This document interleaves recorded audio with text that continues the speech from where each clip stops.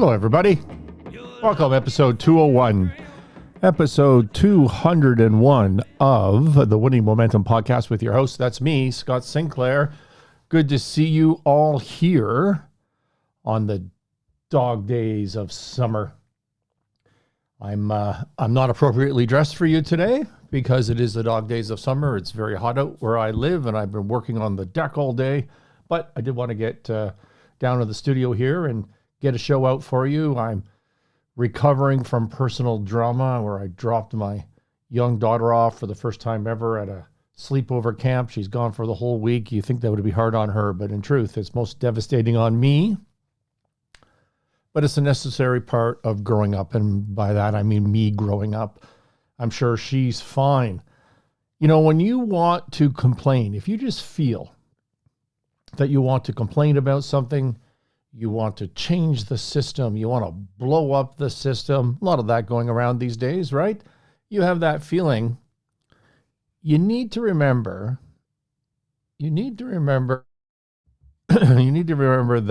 systems and routines exist for a reason. Systems and routines exist for a reason. And you might want to consider that before you start making changes. Why do we do things this way to begin with? Why does this exist to begin with? I see this in turnarounds all the time. You want to go in, you say, that's dumb, I want to do this, but people put very little thought into why did it end up that way. And once you understand that, you can have some insight as to what you're going to do to change it. I do believe, I've told you 100 times before, I don't know if you recall, if you're a longtime listener of the show, I do believe that you do not need to understand root causes to make changes. But it is helpful not to be so arrogant and egotistical to just flat out assume that what is being done now is in error, is a mistake. The routine that exists right now, the habits that exist right now exist for a reason. It's good to understand that. You know, in Canada, I'm going to apologize for my international audience in the moment, but I'm going to give you an example of what happened in Canada last Friday, which was a pretty serious thing in a Canadian context. And that'll try to hammer home my point. So hopefully the international audience will just bear with me on this. But in Canada, we had an internet outage, cell phone outage last Friday. And it was nationwide. It's not entirely clear to me. I heard some news today that it was not in the West where I live, but I can confirm to you that it affected me in the West where I live. So I don't think I believe that news. I think it was nationwide. So the communication company, the largest in Canada, Rogers, when I say communication, I'm talking cell phones, cable, TV, internet provider. They're the largest in Canada, and they were down. They were down for the day, and everybody on social media was outraged. And it was with the communication, the fact that it happened, and also with the poor communication and guidance coming out of Rogers. Now, for context, when the system goes down at Rogers, that means no phone calls, no cell phone calls, no text messages, no WhatsApp messages, because there's no internet, and we run all of our businesses basically on WhatsApp, no emails. If you're on Rogers, many of the banking systems were down. So Canadians pay with at a store or a restaurant with their debit cards a lot. A lot of those systems were down, so people couldn't buy things or buy lunch or whatever they wanted to do. I read that some of the 911 systems, where the emergency systems were down, which I don't even know how that's possible, because I thought those were routed differently outside of the individual carrier system. But so, you know, the advice was, if you're having a heart attack, try to find a different phone that's not on Rogers, or go to your neighbors or something. I mean, it was just outrageous. And so out of all my businesses, I had two, I think, or 2.5, where I just didn't hear from anybody all day. I just didn't hear boo. out of them, which of course is completely unusual. I'm the president of all of these companies. I say a half because in the Sinclair range proper, some of those creative individuals got to coffee shops and were able to find hot spots to be able to log on and do a little bit of work. So it was a terrible day in Canada last Friday from that perspective. And to understand that, you need to understand some context of the Canadian telecommunications system. So we have a very limited number of communications providers in Canada. In fact, there's 3 large ones, and that's it for the entire country. There's a handful of regional providers, but the 3 big ones are Rogers, Bell, and TELUS. Rogers, Bell, and TELUS, and respectively, they have about 10 million users, 9 million users, and 9 million users, respectively. So Rogers has got 10 million users, and Bell and TELUS each have 9 million users. That's a total of 28 million users out of a country of 38 million people. So that's the bulk of the market. It's highly concentrated, in other words, and it's highly regulated through the regulatory body in Canada called the CRTC, which regulates everything to do with the broadcasting and telecommunications industries, regulates ownership, it regulates mergers and acquisitions, it regulates licensing. And so when you have a lack of foreign competition or competition in general in the cell market, in internet market, and the cable TV market, well, a lot of that has to do with CRTC regulation. And because we have such a concentrated industry, the affordability of cell and cable and TV and internet in Canada is terrible. The affordability is just crazy, and the coverage is shit, to be honest with you. You know, I was in downtown Toronto, a Rogers customer forever. I still am a Rogers customer. My wife has a Rogers cell phone. But for me, I travel a lot. I'm on my phone all the time. And my average cell phone bill to Rogers was about just me, not including my cable, not including my internet, not including my wife's phone, but just to me, I was paying about $1,500 to $1,800 a month for my cell service. And then when I got my office in New York and I started working more in the US, I had an apartment there as well. I picked up a Verizon phone, and Verizon has a plan that allows you to, it takes North America as a unit. So you can be in Canada, US, and Mexico, and there'll be no roaming charges, and the cell works just as normal. And, you know, if you're in Canada and you can't get access to a Verizon tower in the network selection, you can actually choose Rogers or Bell or TELUS or whatever provider you want and switch between them without paying any extra fees to Verizon whatsoever. And so just to give you some context of the Canadian problem with the cell phone bills, I went from $1,500 to $1,800 a month down to about $200 a month, which is a pretty significant change. And honestly, the service is way better as well. It's just, and so when I woke up Friday morning at about 5 a.m. and I saw I had no cell phone service on my phone, I went into network selection. It was on Rogers. I hit Bell. Boom, my phone was working. But if you're just a Rogers customer, obviously you don't have that option.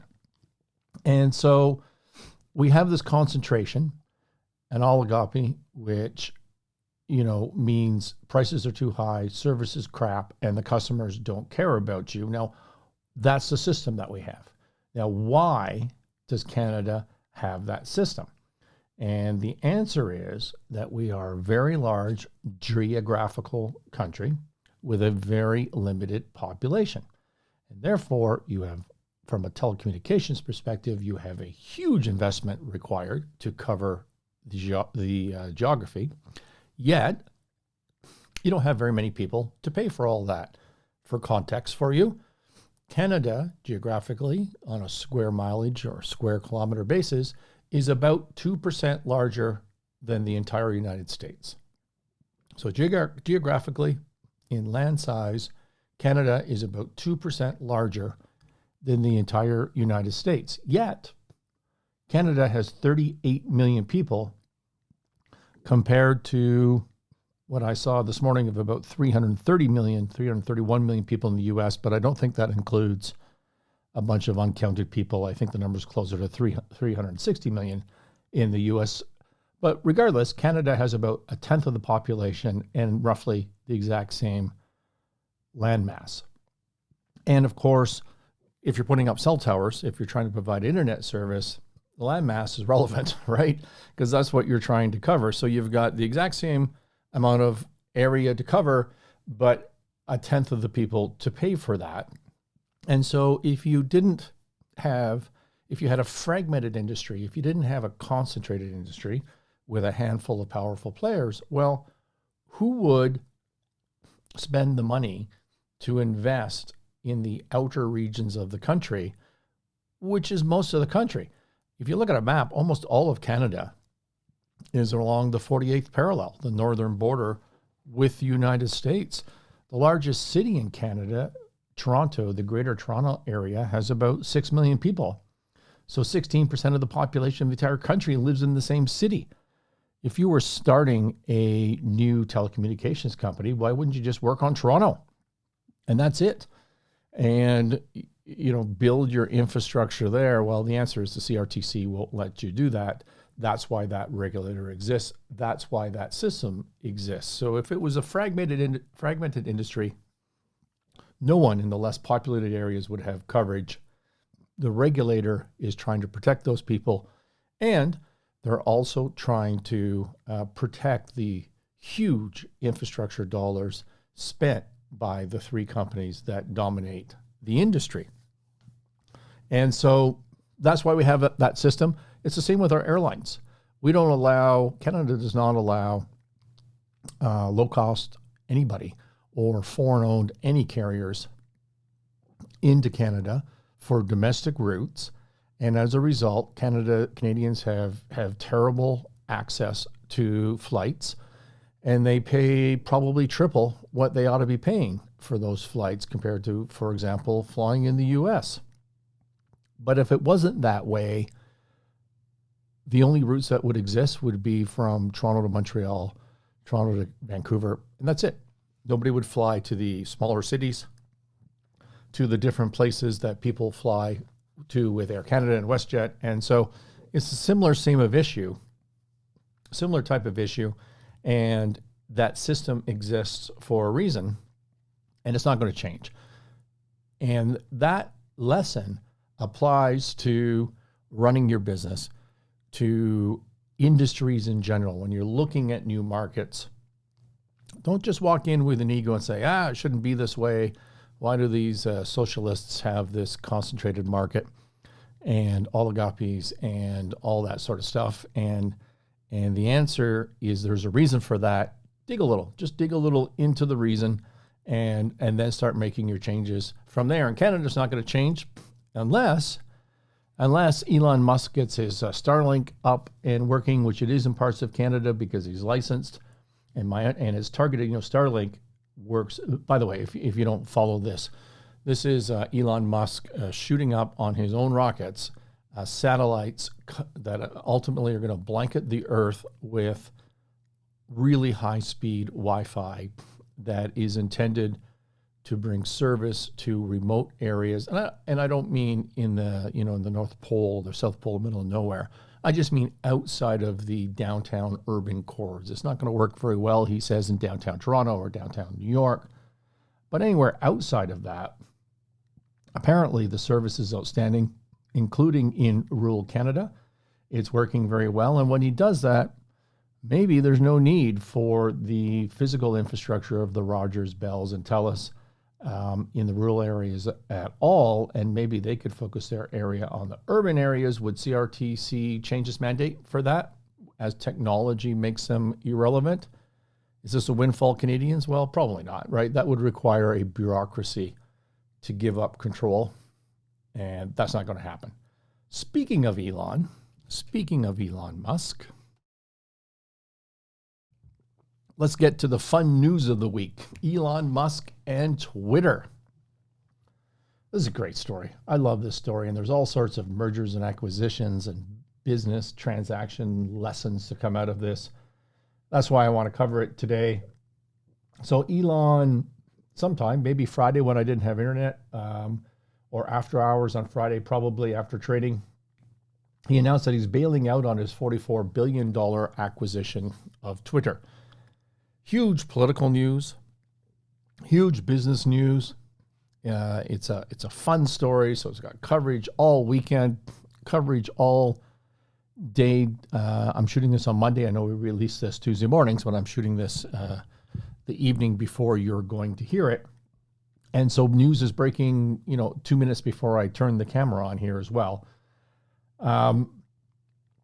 So he announced that he's bailing on the Twitter deal of $44 billion, which, according to the news that you might read, triggers a $1 billion breakup fee potentially. And his primary excuse, as reported, for getting out of this deal is that the fake accounts on Twitter, which are publicly disclosed and calculated by Twitter to be about 5%, Elon Musk calculates those more at the 20% range. So in other words, 80%, according to him, of the users would be real. And according to Twitter, 95% of the users would be real. Now, why is that important? Well, of course, valuations of social media platforms like Twitter are based primarily on the number of users and how you monetize those users. But it starts with the number of users that you would have. And that's a material difference, somewhere between 80% and 95% of all accounts. Also, Twitter sells advertising. Advertisers like to know how many users, eyeballs that are real, not robots. How many real eyeballs will be on those advertisements? And there seems to be a material discrepancy as to what that might be. And so that's what you're hearing in the news. And what you're hearing is Musk is, as long ago as May, was asking Twitter for this information, and then there was some disclosure of information to Musk, and then we've heard nothing since until he walked away from the deal. The stock, when I looked before I got on air here, was as low as $30 this afternoon. In full disclosure, I own Twitter stock, and I was more in the $50 cost base, so that's hitting me. But the original bid, the $44 billion acquisition that was agreed to by Elon Musk, was at a price of $54.20 per share, which would have gotten me out by the skin of my teeth. But it doesn't appear that that's going to happen, or is it anymore? The chairman of Twitter's board, Brett Taylor, in response to the letter received by Twitter from Musk's attorneys, he tweeted in response to the board is, quote, committed to closing the transaction on the price and terms agreed upon with Mr. Musk, and plans to pursue legal action to enforce the merger agreement. We are confident we will prevail in the Delaware Court of Chancery. It's cool that the chairman is able to name the court that they're going to be in. Just a soft signal to you that they've already talked to their counsel about this. So what's going to happen? So much crazy talk. I was listening to Fox Business earlier today, where they suggested some lunatic/idiot was suggesting that Musk may end up doing jail time. If the courts in Delaware issue an order and then he ignores it, as he is wont to do, he could end up in jail for that, which, theoretically, if you're violating a court order, that's contempt. You can end up doing a little bit of time until you comply with that order. I mean, the thought that this would go so far and that he wouldn't come up with some other solution before he goes to jail is just mind-blowing, that some so-called reporter would go down that path.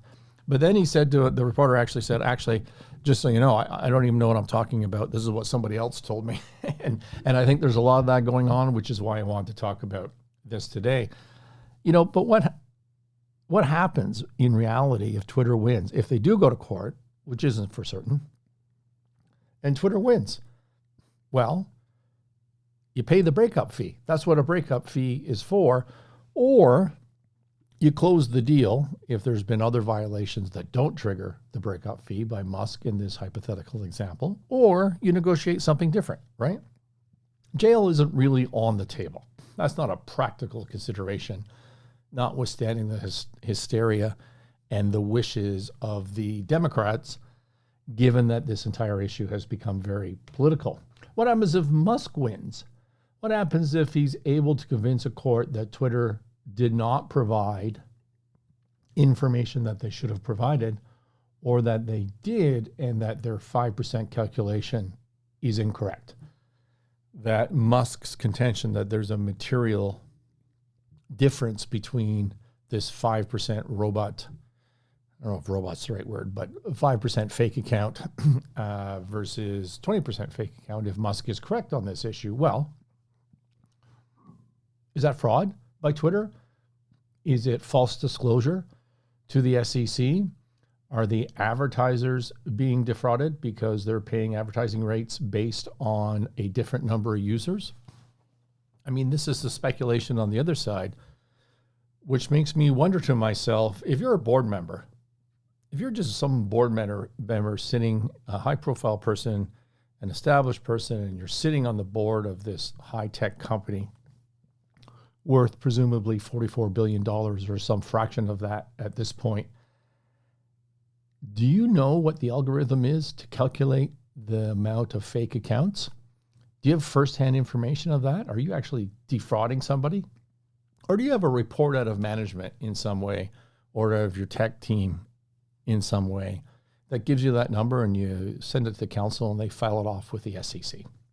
I mean, it just seems over the top. It just seems over the top hysteria on the right to suggest that there's some sort of fraud going on Twitter. There's no evidence of that. There's just no evidence of that at this point. I would like there to be evidence of that. I think it's a hate-fueled organization, but there isn't. In fairness, there's just no evidence of that at all. But what's going to happen to Twitter stock like right now? It's just going to continue to drop, right? Because they have no other options. And I'm going to get to that in a minute.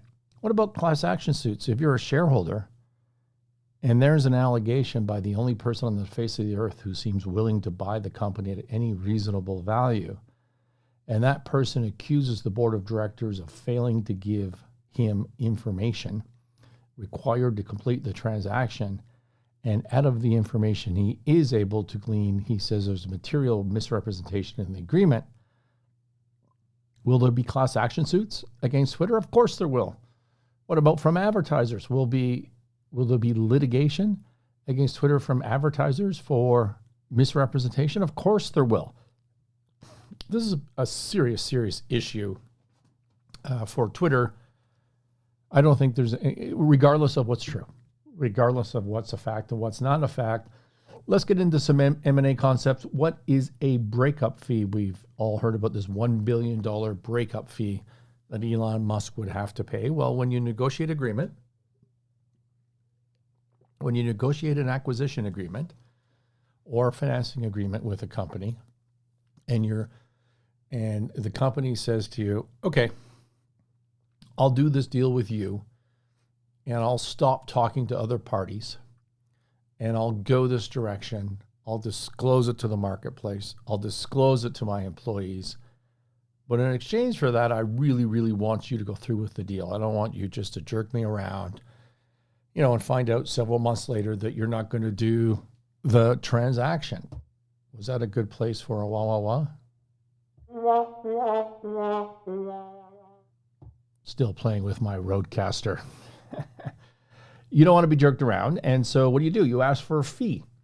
You ask for what's called a breakup fee in exchange for your commitment to this transaction. And in this case, that that breakup fee is $1 billion on a $44 billion transaction, which is about 2.25%, which is probably fair. You could see them as high as 3%, 5%, somewhere in that range. It sounds like a lot of money. Sounds like an unreasonable amount of money, but it's a reasonable percentage. Okay, and that's what a breakup fee is. Now, the other thing that you hear, so that's very typical in a transaction. I just want you to understand this concept for those of you in business who, are faced with transactions from time to time.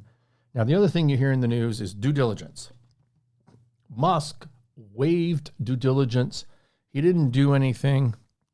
So he has no right to come back on this material change that he's claiming, or that the number of fake accounts has been misstated. Effectively, what the news is saying is, haha, you didn't do any due diligence, so you have to accept everything that Twitter said ever because you waived your due diligence. Now, it's probable that none of that is true, that nothing was waived, and I'll get to that in a minute. But even if it was, let's understand, I don't think they understand, the financial press really understands what due diligence is. So let's think about that for a minute. Due diligence is a comprehensive appraisal. Could be an audit, but an appraisal of a business that a prospective buyer or financer is looking to undertake to establish the value and the commercial reasonableness of the assets and liability and the intangible assets of a business, okay? So comprehensive appraisal of a business undertaken by a prospective buyer, especially to establish its assets and liabilities and evaluate its commercial potential. And that's what you do. And you do that due diligence typically in advance of closing. So even in a private company, if you're trying to buy a competitor or you're selling to a strategic purchaser, often what would happen is you would give some initial information, enough for that purchaser to get a feel for the fact that they might want to buy the business, assuming that what you told them is true, that the business is reasonable in terms of its commercial viability, gives them an opportunity to see how it fits within their operation, because we're talking about, in this example, strategic purchaser. And then they would enter into typically a conditional purchase and sale agreement or some other similar document, like a letter of intent, a memorandum of understanding, whatever. But some sort of conditional deal. And one of the conditions is you finish your due diligence. You continue to review the accounts, get into more and more detail to convince yourself that the information on which you're basing your purchase is true. That's what you're trying to do at the end of the day. And so you do that, and you do that pre-closing, okay? Because doing due diligence after you closed is really not very helpful. You have to do it before you close, all right? And the Twitter deal, Musk's acquisition of Twitter, is not closed. There's an agreement, but it's not closed. Now, does that agreement have a due diligence clause in it? I don't know. I've never gone and read the detail of the agreement. I should say that, by the way. According to the financial press, he waived due diligence. But according to the Elon Musk, back in the past, what he did was he agreed to rely upon the representations of Twitter in the public market. So what does that mean? Well, that brings us to, so we've talked about due diligence, we talked about breakup fees. Let's talk about representations and warranties in an M&A transaction. What are representations and warranties? A representation is an assertion as to a fact true on the date of the representation, the representation is made, that is given to induce another party to enter into a contract or take some other action. So a representation is an assertion of a fact by the vendor in this particular case. I mean, in any contract that has reps and warranties, representations and warranties, often both parties represent things to each other, okay? By the way, I'm not legal counsel. I'm just giving you my experience on this. And so what Musk did, for the most part, without having read the agreement, just based on the tweets and financial press, as he said, okay, Twitter, I'm not going to do a bunch of due diligence up front to buy you, but I'm going to rely on your publicly disclosed information, SEC filings in the US, and which include the idea that the estimated fake accounts on Twitter are about 5%, not 20%, 5%. I'm going to rely on those, and then into the agreement with Twitter, those public disclosures, all of them were put as representations of warranties and agreed to by Twitter. So a representation is an assertion of a fact, okay? In this case, everything that is public information of Twitter, which would include the 5%. A warranty is a promise to indemnify if the assertion is false. The fake accounts are 5%. If that is false, I warrant to indemnify you, in other words, to pay you back for the damage that you suffered because that assertion was false, okay? Those are representational warranties. They're completely common in every transaction, corporate transactions. You need to understand what they are. And you also need to think, okay, if I'm the buyer in this case, if I'm Elon Musk, I have a representation. My representation that I've received is that the fake accounts are 5%. I have a warranty, which means I'm indemnified if that's not true. But how do I collect on that indemnity? How do I get paid my damage? Because in this case, as a public company, and I pay them a bunch of cash, and they distribute that out to shareholders, who am I going to get the money from? A year later, when I've gone in, I've bought the company, and I try to, re-engineer what I just bought, and the rep turns out to be fake. That's a real problem. So whenever you enter into a representation of warranty, you absolutely need to think about how are you getting your money back in case something goes wrong. And that's when your legal counsel, your attorneys are going to start to advise you about maybe a vendor take-back note, which is there. So if you're buying a company for, say, $10 million, maybe you only give them $6 million or $8 million in cash day one, and you owe them $2 million in a note.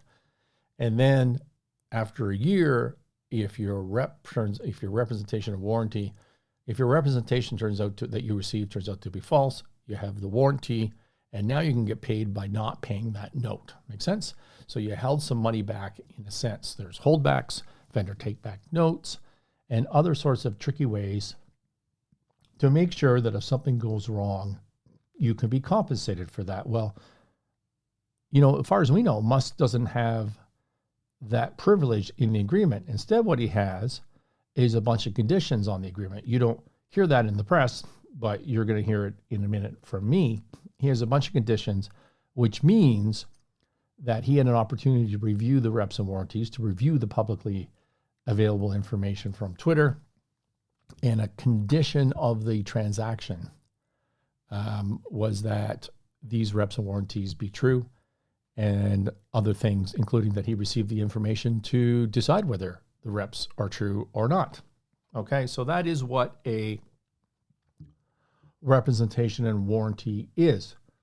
Now, Musk tells them last week that he's out of the deal. Twitter sends out a tweet, the chairman says he's going to sue them, to which Musk, either yesterday and this morning again being Monday that I'm shooting this show, I know you're hearing it Tuesday, puts a meme out on Twitter of Chuck Norris playing chess. And on Chuck Norris, so on the other side of the table, you see all the black all the black pieces from the opponent, which you would infer would be Twitter. And then you see on the other side, Chuck Norris with just a white queen, and that's it, nothing else on the board. And the quote on that was Chuckmate, not checkmate, Chuckmate. I've been laughing at that all day. So Musk says, first they begged me not to buy Twitter. And then they said, okay, you can buy Twitter. And now they want to force me to go to court to buy Twitter. Things have changed. He says they didn't want to disclose the number of fake accounts, and now they are forced to disclose the fake accounts in court, which is true. You can't just sue somebody on a contract and not go through a disclosure process when you're in litigation. And so what's going to happen here? So Musk is going to say, Twitter's going to sue them. They're going to say, well, he's saying he's getting out of this deal, and we want you, Madam Judge, to enforce the contract to make him buy this company for $44 billion. And Musk is going to say, hey, I had all sorts of conditions. I have reps and warranties, and they're not true. And Twitter didn't supply me with the information to calculate this 5% number that they're repping is true. And Twitter's going to say, yeah, wait a minute. I provided all that information that supports the 5%. And Musk is going to say, well, here's all the info you gave me. You tell me, how do you calculate 5% in that? And Twitter's going to be in a position where they have to now argue and support how they calculated this number. The tables are going to be turned on them super quick on that. And Musk is going to say, by the way, I went through this other calculation where I've come up with my estimate of 20% of all accounts are fake. And I did that, he's going to tell them, by random sampling accounts en masse and making some judgmental decision as to what's real and what's fake. And the fake came out to roughly 20%. In any event, way more than 5. That's what he's going to do. It's not going to be algorithm based. It's going to be sampling based and top down, which is how a financial auditor might go about auditing an account. And Twitter's going to be in a position where they have to argue this out and lift their skirts, so to speak, in court. Now, do you think Twitter wants to litigate how many bots they have? I don't think they do. There's clearly something fishy going on here. And the Fox Business nonsense notwithstanding, if you really think about it, what does Twitter have to lose on this? Well, everything. Their valuation, their stock price, class action suits from shareholders and advertisers. They're forced into disclosure, and it's public disclosure, unless they can get some sort of sealing order. So everything sucks for Twitter in this situation. And what is Elon's downside to this whole move? What's his worst case scenario? His worst case scenario is he closes the deal, which he already agreed to. There is no downside apart from some legal fees, which will be huge for you and me, but no big deal for him, right? And so he has no downside. He has a bunch of upside. Twitter has no upside because, they're locked in at the 44, but they have no upside, and they have some serious downside risk on this. And so I ask you, as a shareholder of Twitter, who should I be pissed off with? Should I be pissed off with the guy trying to buy the company, or should I be pissed off with my board of directors, my fucking board of directors, who've cut this stock in half and who have done nothing that has worked to protect my shareholder value? They've been run around the block because they're arrogant and they're weak and their business model sucks. And they're treating this as a piggy bank for themselves, as we would say in Canada, a corporate kleptocracy. And it's this is all on the board of directors. This is 100% on the board of directors. They're the one in charge of this business, and they're the ones that are supposed to be looking after my interests and clearly are not. So, for example, they've not run an M&A process. So far, we've talked about breakup fees, indemnities, reps and warranties. What else have we talked about? Disclosure in litigation. I think that's everything so far. How to get paid on a rep and warranty. Well, what about an M&A process in total? When I finance a company, let's say I have a mid-market or small business and they need an asset-based loan because they're in trouble, they need some access to capital, and that's my world. And I get a term sheet from lender A. And that term sheet is, I'll give you a bunch of money tied to your receivables and your inventory and your equipment and whatever. Here's the margining on that. Sign the term sheet. We'll start our due diligence. And, if we don't and we'll do our appraisals. And if we don't find anything off base, we'll close the deal more or less on this basis. And you want to sign that term sheet, but then it says, and send us a $50,000 upfront deposit so we can start our due diligence, because you're paying for that. I'm not paying for that as the lender, right? And, I'm talking about a $10 million line, a $20 million line. 50 grand is not inconsequential. And you're a troubled company financially speaking. You have to pay out your old bank. That's part of the use of proceeds of this new lender. and you take your last $50,000 and you pay it to this lender, and they go through due diligence, and then they go through the legal process, and then you come to closing, and what do you think happens? What do you think happens? Just like Twitter dealing with Elon Musk. Well, maybe due diligence wasn't quite what the bank thought. Maybe there was this little issue over here. Maybe we can tweak the agreement, give you a little less money over here. Maybe because we identify some extra risk, you ought to be coughing up more personal guarantees. I know in the term sheet it didn't say anything about personal guarantees, or we negotiated that out, but shit's changed.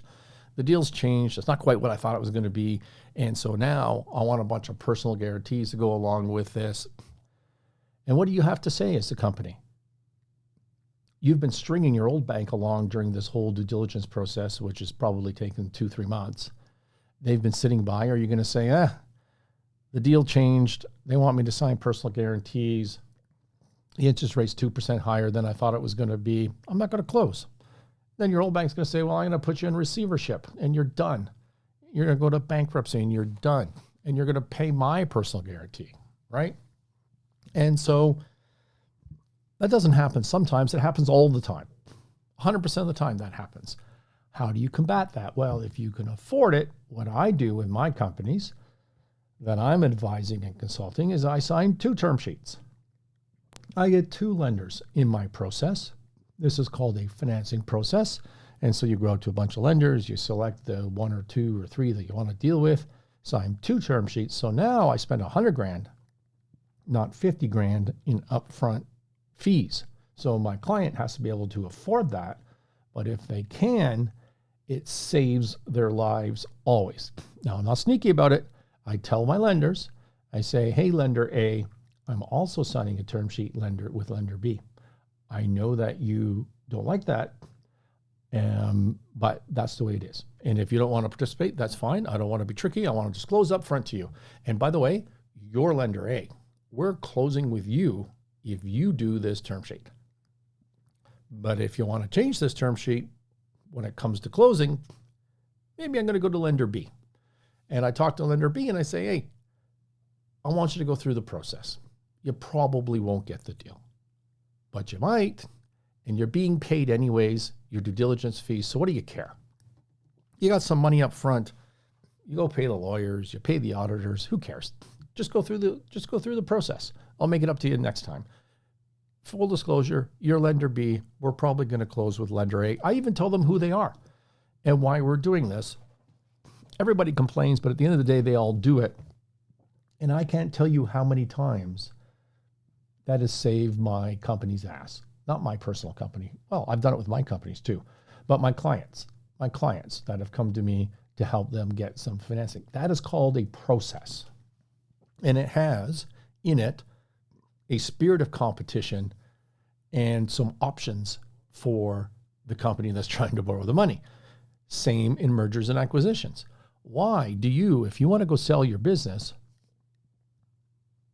why should you go to an intermediary, an investment banking type company, a corporate finance boutique firm experienced in selling businesses? Why do you go to them instead of just calling up your 2 or 3 main competitors and doing it yourself? Well, the answer is because you want to create a process, a spirit of competition, even an illusion of competition, right? Even if you only have one player at the table, you need someone to run a formal process that communicates that, hey, this is real. The transaction is going to happen. It's not going to happen a year from now. It's going to happen on the time frame that I outlined in my SIM, my confidential information memorandum. This is how we're running this process, and you need to participate in that process if you want to buy this company. It creates a sense of competition so that you can keep it real, you can accelerate your timing, and you can get the most value out of it. That's what a process is for. And as a business owner, you can't do it yourself. You need someone else to do, like me, to do that for you. So what has Twitter done? Twitter received an unsolicited bid from Musk. It complained about it, it bitched about it, screamed and yelled on Twitter, and then it negotiated and agreed. And now it's got itself in a position. My board of directors has me as a shareholder in a position where they hold no cards and he holds all the cards, what do you think is going to happen? Do you think we're going to close this deal at a reasonable price? Or is he going to walk away? Or are we going to close this deal at a much reduced price? What do you think? What do you think? I think my board of directors should resign. I think they've been terrible. I think their bankers have been terrible. Now, it is possible there are zero other options available in the world for Twitter other than Elon Musk. But how likely do you think that is? There's no competition here that I'm aware of, that I have seen in the press, and that's on the board. That's on the board for doing that. So that's all based on what's been reported. I did look up, just before I jumped on here, the actual letter dated July 8th to Twitter from Musk's counsel. And I have to tell you, this is not looking good for my company. For Twitter. I'm not going to read the whole letter to you. I can't imagine what would be more boring than that. Key highlights. Mr. Musk is terminating the merger agreement because Twitter is in material breach of multiple provisions of that agreement. Appears to have made false and misleading representations. Remember, we talked about what representations are, upon which Mr. Musk relied when entering into the merger agreement, and is likely to suffer a company material adverse effect, a term that is defined in the merger agreement. Section 6.4 of the agreement requires Twitter to provide Musk and his advisors all data and information that Mr. Musk requests, quote, for any reasonable business purpose related to the consummation of the transaction, end quote, and Twitter has not complied with this contractual obligation. For nearly 2 months, Mr. Musk has sought the data and information necessary to, quote, make an independent assessment of the prevalence of fake or spam accounts on Twitter's platform, end quote. This information is fundamental to Twitter's business and financial performance. And Twitter has failed or refused to provide this information. Sometimes Twitter just ignored the requests. Sometimes it rejected them for reasons that appeared to be unjustified, and sometimes it claimed to comply while giving Mr. Musk incomplete or unusable information. I think I said this a month ago. You know, what happens in organizations like Twitter is they go, I don't really want to give them this information. I don't want it to be out in the public. Maybe there was some judgment as to what we were disclosing to the SEC, to the public markets in general. Maybe a reasonable person could calculate this to these spam accounts to be in the range of 5% to 20%. And maybe we disclosed 5, but we didn't disclose the 20. And maybe, by the way, Musk is doing the same thing. Maybe he's focusing on the 20 and not disclosing the 5. Who knows if he's able to calculate this? But it's very possible, as I mentioned about a month ago, that a company like Twitter, the people calculating this information, the people with access to the algorithms and the database, they just say, okay, we don't want this out, but we have this contractual obligation to provide this information. And so we're just going to download a bunch of junk. We're just going to overwhelm this guy with data. And in there is the truth, but it's in a format that's not usable. You're just overwhelming him with crap, and you won't be able to use it. Yeah, that's going to work. That's going to work. And that's what they do. You just see this all the time with companies. And that's effectively what this letter says. It says that Mr. Musk's advisors, Morgan Stanley, have been requesting critical information repeatedly, and the prevalence of false or spam accounts on the platform. Okay, on and on. Let me skip some here for you. Numerous additional follow-up requests. So it just goes on and on, where Twitter either ignored, said they weren't going to give the information, or provided a bunch of information that was useless.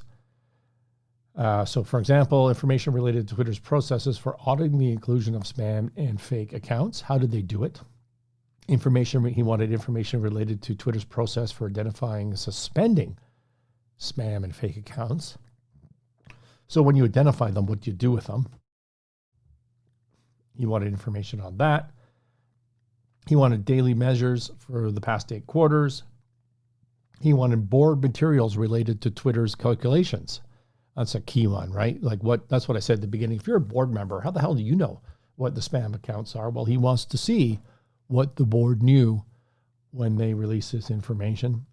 And he's asked for materials related to Twitter's financial condition in general.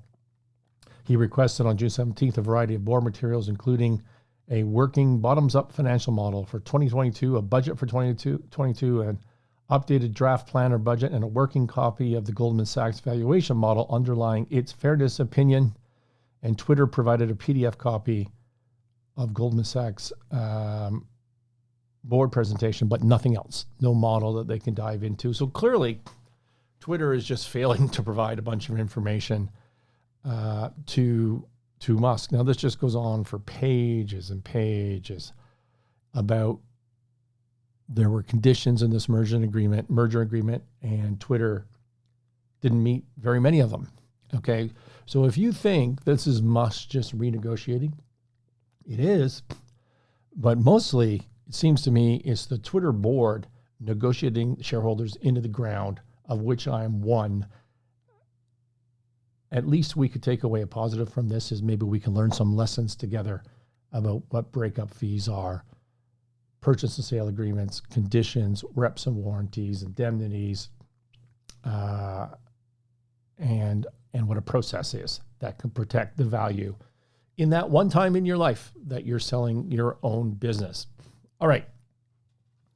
What else do I have for you today? I have a whole other section, but I see that I'm 50 odd minutes into this and we are in the middle of summer. So I think I'm going to sign off. Are you okay with that? You okay with that? Thanks for listening. This has been the Winning Momentum Podcast with me, Scott Sinclair. Check out thescottsinclair.com. All of my content is being posted there. You can subscribe there. It's the easiest place to find everything. I hope that you have enjoyed the show. Send me some comments. Let's keep in touch.